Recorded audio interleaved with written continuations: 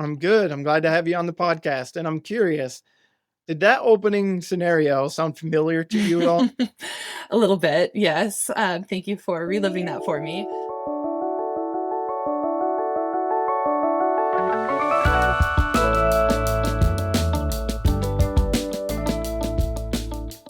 On the Listen First podcast, you'll join us as we connect with an array of fascinating guests from varied backgrounds and perspectives to explore how we can build and become leaders that transform their families, workplaces, and communities.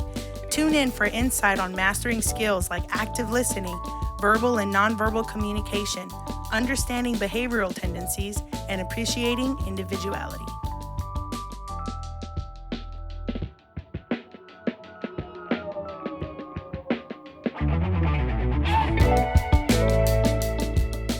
Hello, and welcome to the Listen First podcast. I'm your host, Adam Salgat. What happens when your travel buddy doesn't chart every step of the journey the way that you do? Will there be harmony or havoc? Tune in to find out.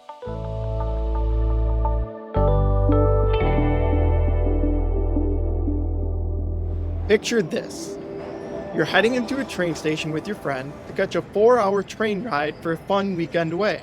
You're a traveler who likes to be prepared. So you've intentionally planned to arrive at the station 10 minutes before the train departs to have time to choose your seat, get settled, get your bags ready, get your snacks ready, and ease any travel concerns. You get to the station, and as you go to the track, your friend says she wants to go into CVS to buy a snack. You say, okay, I'll wait for you out here, because you want to get on the train at the same time because you don't have assigned seats and you want to make sure that you sit together. She goes into the store and you immediately get anxious. A minute passes, then 3. You keep checking your watch. 6 minutes until the train leaves. Your mind starts to spiral. She's been gone for ages. You'll be so annoyed if you miss this train because she went in to get a snack from the store. You check again, and you know the train is going to leave in 5 minutes. 5 minutes. Finally, you see her emerge from the store, and she tells you, there were so many options. I just couldn't decide which one to pick. Thankfully, you made the train, and you used the first 20 minutes of the ride to bring your heart rate back down. In this episode today, we're going to discuss our 3 moves when someone or something is bothering you.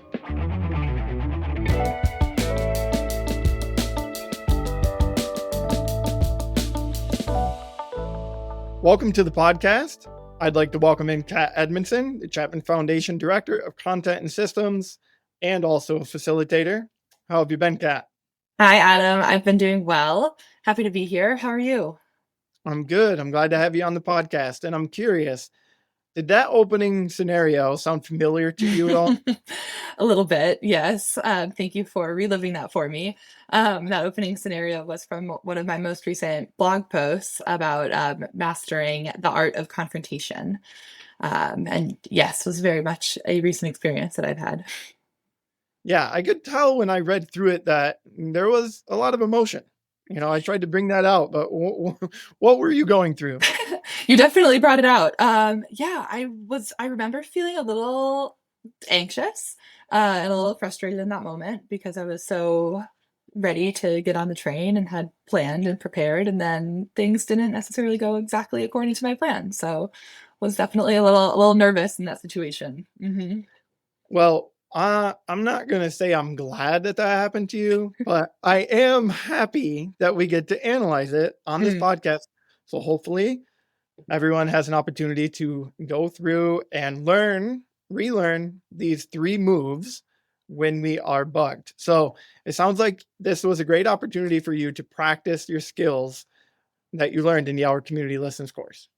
Yes, absolutely. And I love how you kind of said that we get to go back and analyze, because I did a lot of kind of analyzing post the moment about the different ways that I could have responded to that situation.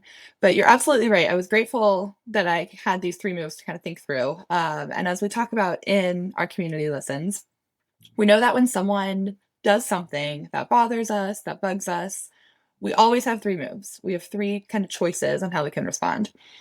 And those 3 moves are accepting the behavior, right? I can choose to accept it, adjusting your circumstances, or leaning into effective confrontation and delivering a confrontation message. When we think about that first one of accepting the behavior, right, kind of thinking about what is it that this person is doing and can I fully accept it? Can I understand why they're doing it? What their perspective might be, kind of what's driving that behavior. But we have to be wary of false acceptance when we're thinking about accepting someone's behavior. What do you think about, have you experienced false acceptance before, Adam? Yeah, I was going to ask you about what false acceptance, general thought on that for you. I've I read it. know that I am falsely accepting something when I tell myself, okay, yep, I get it. I can understand, can accept why they're behaving this way. And then I'm still tempted after to call my sister and say, I cannot believe that this happened. Or will you listen to this? Can you believe this? Right. So if I'm still bothered by something after I've said that I can accept it or that it's fine, pretty good indicator that it's some false acceptance. I appreciate you sharing that. I'm similar in that way. Mm-hmm. I'll share a really quick story that if I had a friend who I loaned some money to one time, and we went out to eat about a week or two after, and I hadn't seen any of that money come back, and it wasn't vital to get it back at a certain time frame for me. Mm-hmm. But I had told him at that time it was totally fine. When he has it, pay me back. Well, we went out to eat, and then I see him spending what I consider things that aren't inside my values. Things such as like an extra drink, extra dessert, and then lotto tickets, which is just so far from like my behavior of where I would spend money. Mm-hmm. And so for me, I did not accept this behavior well, and I became passive aggressive. So I know, like you mentioned, you might call your sister because it's still on your mind. I know that if I start getting passive aggressive, even with someone who I really care about, I know that there's something still bothering me in the back of my head. That there's still an issue that I'm not directly either confronting with myself, maybe first, or directly confronting with that person. So those are kind of my traits that I know come out. Mm-hmm. Oh, that's a great example, Adam. And it's great that you're kind of aware of that. These are the emotions that I'm still feeling, even Despite after being time's aware, passed. it can still happen. Oh, for sure. Oh, yeah. You can have all the awareness in the world, but you're still going to have those emotions, right? And Yeah. they're going to manifest and show themselves in your case, passive aggressiveness. Yeah, even having that awareness of those emotions is something that I can struggle with sometimes. And it's something we talk about in our Community Serves, our second foundational course from the Chapman Foundation. And I'll never forget going through the activity where we have to list out all the emotions that we've felt and then kind of do some digging deeper and realizing just how difficult it can be sometimes for me to even identify what those emotions are. And I definitely realized that I was doing some false accepting in this situation because I still had lingering emotions and was still kind of bothered by the behavior. Yeah, I think you mentioned in your blog that even a week later you were a little annoyed by it. So I'm curious, why do you think that is? Is this a friend that you like to travel with often? Is that something that's, someone you like to spend time with, but this behavior was really kind of still, irking you as time had gone on? Yeah, yep. And we don't even necessarily travel often together. I still would like to, but she's one of my closest friends who I spend a lot of time with. And I love her. I love her dearly. And so as I was continuing to spend time with her, I could notice that I was still in the back of my head kind of replaying that scenario, or that other things would still, like you said, kind of irk me. And so it kind of indicated to me, all right, we did some false accepting here. We might need to consider one of the other moves because I'm still bugged and I still have those three choices or those three moves. So what would be like a second move that's still within your control? So we talked about the acceptance, right? That doesn't work. The next move that we can consider, that I considered, was maybe adjusting the circumstances. And so kind of when we talk about adjusting the circumstances, removing the thing, the behavior, the situation that bothers us. What's an example of like a behavior or something, let's take a step away from your traveling with your friend scenario. Yeah. And just talk about an example where maybe that choice works to change the situation. You have control over something. What's an example of something like that? One thing I think about often when I'm collaborating with somebody at work, if I'm emailing with them and we're just not kind of on the same page, or it seems like we're kind of disconnecting, or I'm maybe assigning tone to email and it's just not flowing the way that I want to, one easy way to adjust that circumstance is just to pick up the phone and call them, right? Let me adjust the way that we're communicating right now. Message them on Teams, see if they're free. Hey, can we chat for a minute? Right. And almost 9 times out of 10, that simple adjustment is enough to be able to kind of change the way that that conversation was going and kind of lead us in a more productive direction. Really, really love that reminder. And my favorite part of it is talking about adjustment of how you're communicating. So you're choosing to step out of the email space and into a more personal space where we're able to deliver our nonverbals more so, right? Yeah. And that, in past podcasts with Leanne just recently, we talked a lot about how nonverbals are a large part of our communication and a large part of our message. And be the opportunity to start incorporating some of those. So you made the choice in that case to adjust the way you're communicating, the behavior of which you're utilizing, even the tool you're utilizing to communicate. So you're going from just written text email to video, and maybe even in person if possible. Yep. Oh, absolutely. Yes. 9 times out of 10, I feel like even that in-person communication would be better. But you're exactly right. Kind of being able to loop in the tone, the nonverbals, all of those things just makes the communication flow a lot more easily. What about changing something physically, for example, like maybe a situation where you physically can change the situation? Oh yeah. I think about sometimes when I go to the movies or something and I'm sitting next to someone or someone sits down next to me or close to me and they like have really loud popcorn or a really loud snack, or they just keep talking to the person that they're sitting next to. I know that's a big pet peeve of mine. And so that physical of just getting up and moving and changing seats so that I'm not close to them, right? Because in that moment, I know that I can't accept it. I'll be sitting there throughout the entire movie, annoyed with the noise that I hear. But it might not be something that I need to directly confront on. So could just adjust the circumstances by changing where I am. Right. Or just throwing, M&Ms into the back of their head until they start quiet. No. I'd love for you to try that and let me know how it goes.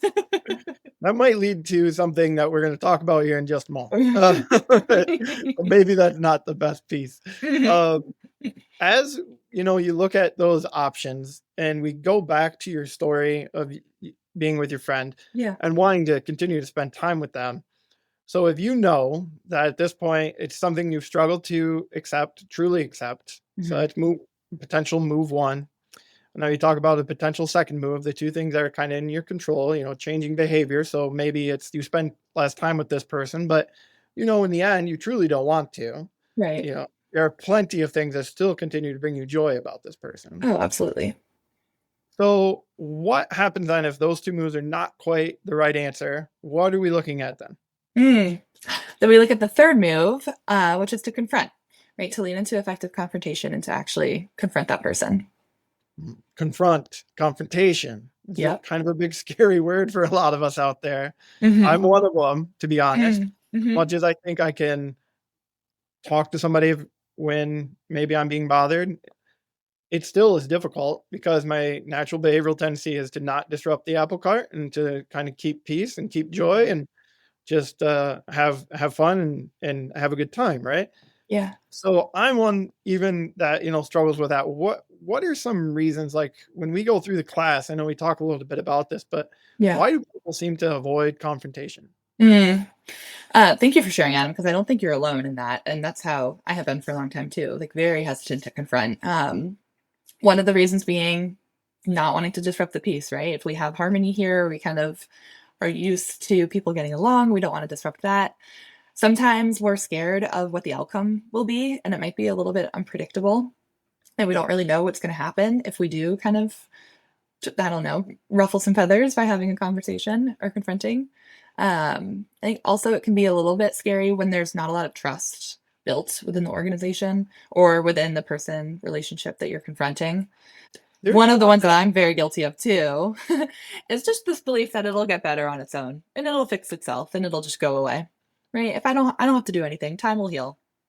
Right. So there are a bunch of different reasons why we might be scared to confront. There is one that is listed in our workbook about anticipation of reprisal. Mm-hmm. Can you explain that? I might get in trouble if I do this. Uh, Right.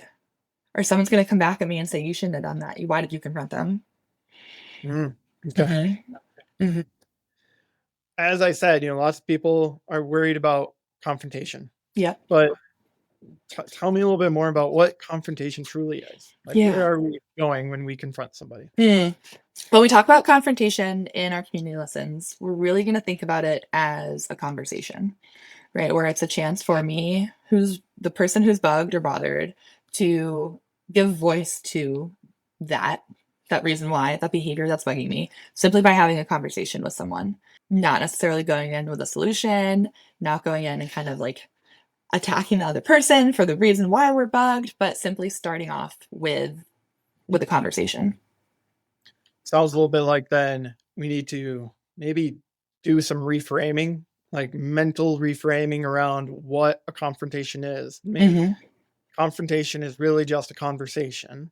We're gonna get to like an opportunity to start how to start that conversation, but I want to talk a little bit about what we've covered thus far. Because if we can reframe that confrontation, then there's a really great step that we're going to talk about in a coming podcast that's next. But let's recap everything. So when we're in a situation and someone or something is bugging us, bothering us, irking us, any adjective you want to drop in there, we have 3 moves. 2 of those moves land in category of I can change. And Kat, can you remind us of what those are? Yeah, we can decide that, yes, we can fully accept the behavior, or we may have to adjust the circumstances and kind of remove the thing that's bothering us.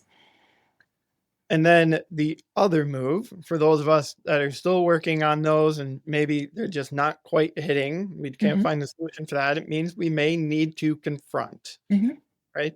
Yeah. And in this situation, instead of being the one to change, where the first 2, right, you're changing, you're actually asking somebody else to change, right? You're starting that conversation to ask them to change the behavior that they've been showing. So that can be a big ask. Like stepping into that, it could be a big ask to ask someone to change a behavior, right? If we come back full circle to you traveling with your friend, as you stated, you want to confront them, that you want to do it, but now what, right? So how do we confront in the most effective way possible? That's where I got to lean on the FBI formula, which is kind of the elements that go into the effective confrontation message. And Adam, I'm going to test your knowledge here from when you took class, maybe many years ago, but do you remember what that FBI stands for the effective confrontation message?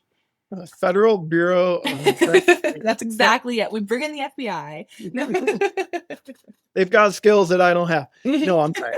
It truly is feeling, behavior, and impact. So working on what those are, that's going to be our next podcast, is a discussion around how to create an effective FBI statement. What do you think? Looking forward to it. Yeah. What do you think? Next episode, we kind of continue to break this down. Yeah. We'll continue to talk about your train trip. You comfortable with that? I'm good. That sounds good to me. Yep. I love it. Awesome. Kat, thank you so much for going through the 3 moves that we have when someone or something is bothering us. I appreciate your time. Awesome. Thank you so much, Adam. Thanks for having me.